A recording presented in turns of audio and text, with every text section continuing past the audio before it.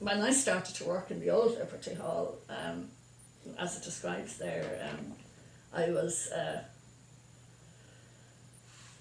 my job, I thought I was going to go in, I was after doing shorthand and typing and all down in vocational school, and I thought that's what I was going to do, a summer job, kind of doing that, and then no typewriter, everything was done by hand, and my job was to put in the money that the shop stewards paid into the membership register from one book into the other. This was a huge, big, leather-bound register on a desk, and you'd have to stand up to get the top.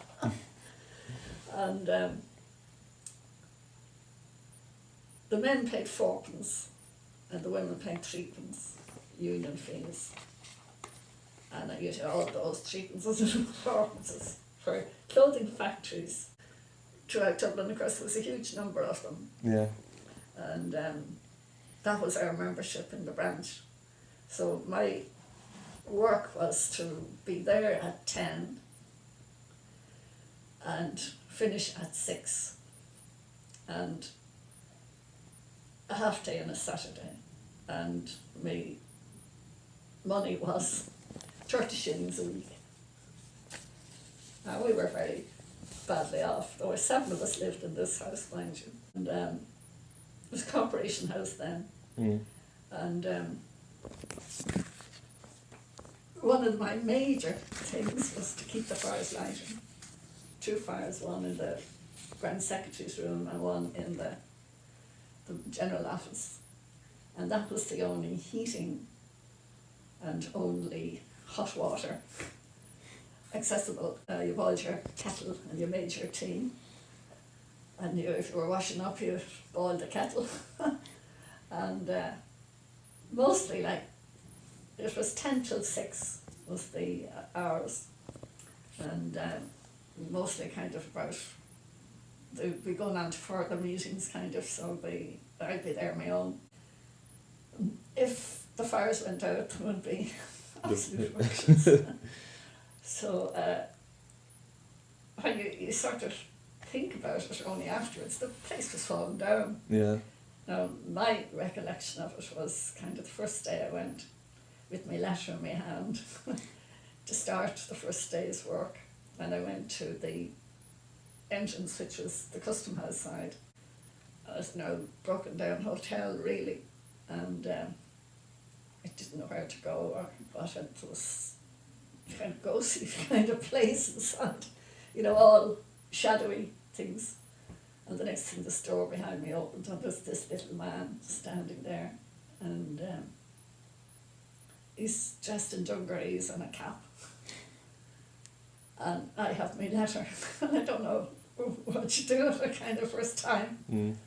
And he looks at it, and he starts to say something, and he stammers all over the place, spitting everything. And that was Terry Byrne, he was the caretaker. Terry Byrne was his name, was it? Yeah. And he it was said, now, I mean, I don't know the truth of it, that he had been beaten so badly while the British forces looked for guns that the stammer was what he had left.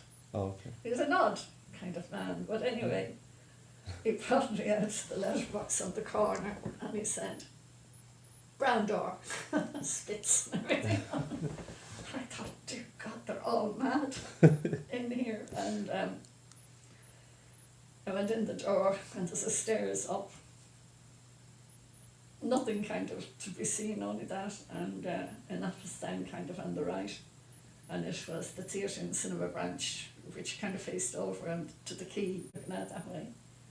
And then there was a big room bare of everything except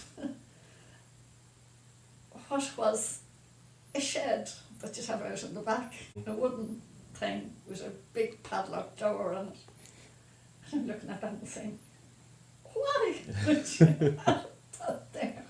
And the other side was huge windows. For whatever reason, I don't know.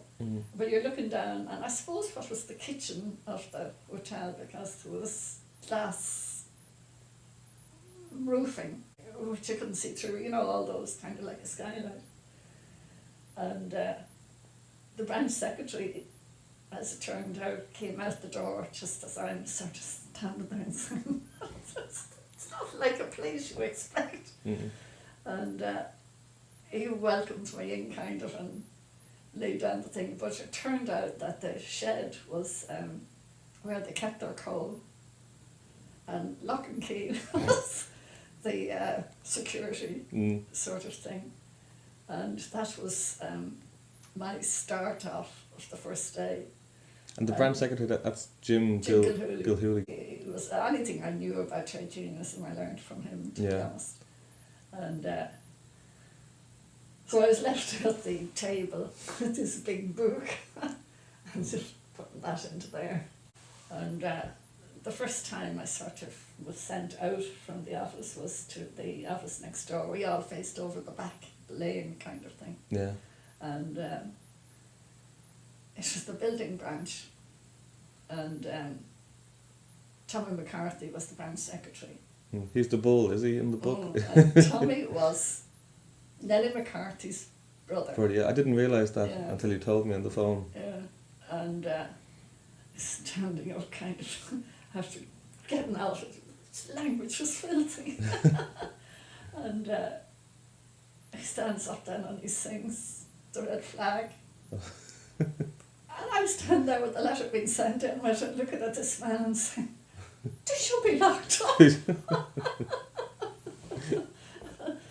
And then the other side of there's a long corridor going out to the front, and the other side was the railway branch, and the men had come in from the railroad kind of thing, you know, after stoking the fire on the engine or whatever, it'd be black, and their hands would be all ingrained with coal dust, you know, and if they were taking a letter or anything from you, they'd apologise all over for leaving any black marks kind of thing, you know. And, but towards the front of the building was the kind of better class branches, I think.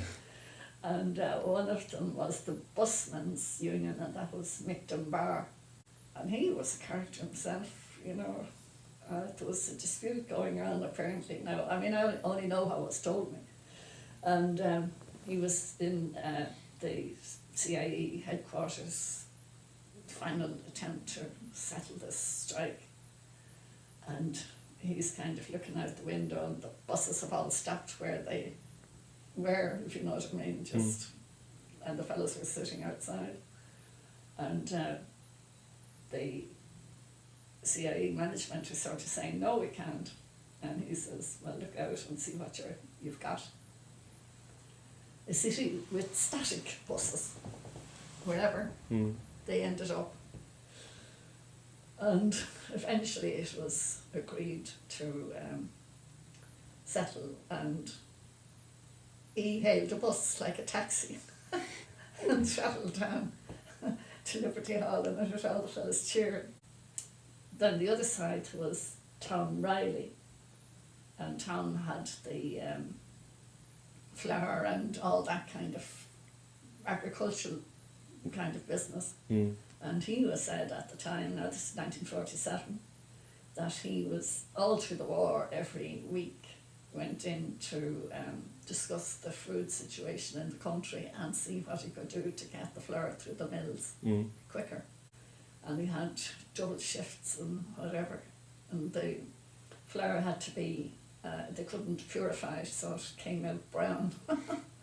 The bread was, we had brown bread, whether you wanted it or not. But it was crucial for just to feed the country from within.